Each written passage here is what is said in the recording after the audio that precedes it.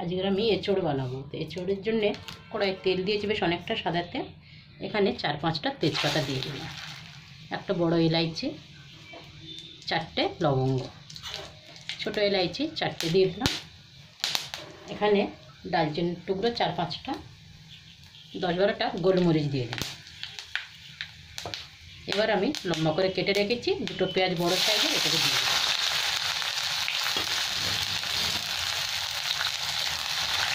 পেঁয়াজটা খুব ভালো লাল লাল করে ভেজে নেবো বেরেস্তার মতো।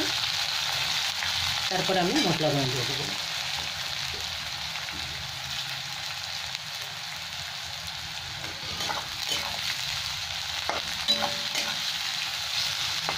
এখন 2-3 মিনিট ধরে এটাকে ভেজে নিই ভালো করে।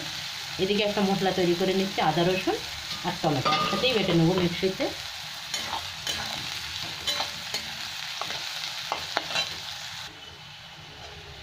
এখানে আমার পেঁয়াজের বেরেস্তা হয়ে গেছে। এবার আমি টমেটো আর এখানে আদা রসুন বাটাটা দিয়ে দিলাম। সাথে আমি কটা শুকনো লঙ্কাও বেটে নিয়েছি এর মধ্যে, তাতে একটু ঝাল ঝাল হবে। গ্যাসটাকে কমিয়ে দিয়েছি। এবার মশলাটাকে ভালো করে ভেজে নিই।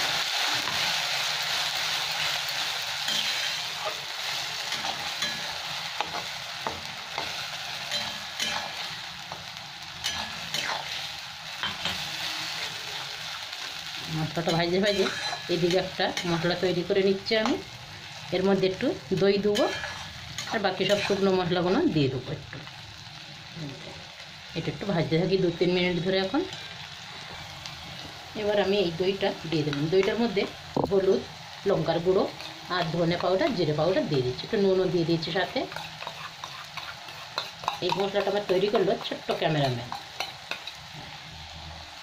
এই ছোটো ছোটো কাজগুলো খুব করে স্কুল ছুটি থাকলে তো আজকের আবার হাফ ডে বলে তাড়াতাড়ি এসে গেছে, এসেই শুরু হয়ে যায় আমার সাথে। ও রান্নাঘরে কাজ করতে ভালোবাসে খুব। এবার আমি একটু কষে নেবো, তারপর আমি আলু আর এঁচোড় এখানে দিয়ে দেবো।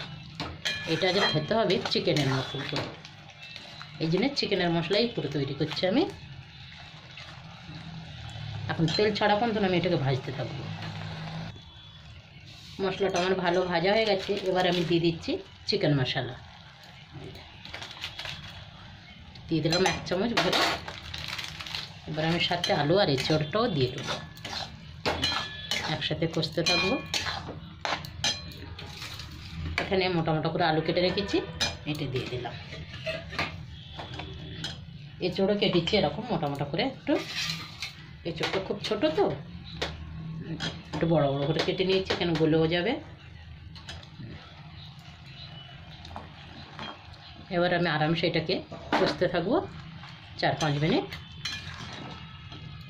তারপরে আমি গরম জল দিয়ে দেবো কষা হয়ে গেলে। এখানে খুব ভালো করে কষা আমার হয়ে গেছে, একদম তেল ছেড়ে দিয়েছে। এবার আমি গরম জলটা দিয়ে দেবো। আমার ছোট্ট ক্যামেরাম্যান বলছে যে হয়েছে তো পুরো চিকেন কষা। এটা এত সুন্দর সেন্টও আসছে, মশলাটা খুব ভালো হয়েছে। তরকারির যত মশলাটা ভালো হয় তরকারি হয়ও খেতে ভালো।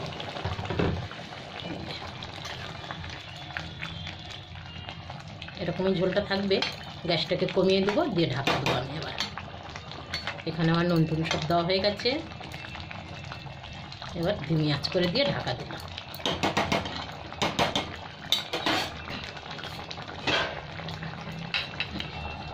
এখন এটা 6-7 মিনিট গ্যাস কম করে দিয়ে রেখে দিলাম, হতে থাকুক। এবার আমি ঢাকাটা খুলে দেখছি, জলটাও কমে গেছে, আলু সেদ্ধ হয়ে গেছে, এঁচোড়ও সেদ্ধ, সব ভালোই হয়েছে সেদ্ধ। ঝোলটা তো একদমই কমে গেছে, এঁচোড় খুব গলে গেছে। আজ এঁচোড়টা খুবই ভালো ছিল, বাজার থেকে নিয়েছিলাম তাজা একদম, আর ছোট্ট একটা এঁচোড়, এই জন্য এটাকে বড় বড় করে কেটেছিলাম। এবার একটু গরম মশলা দিলাম, দিয়ে আমি ঢাকা দিয়ে দিচ্ছি।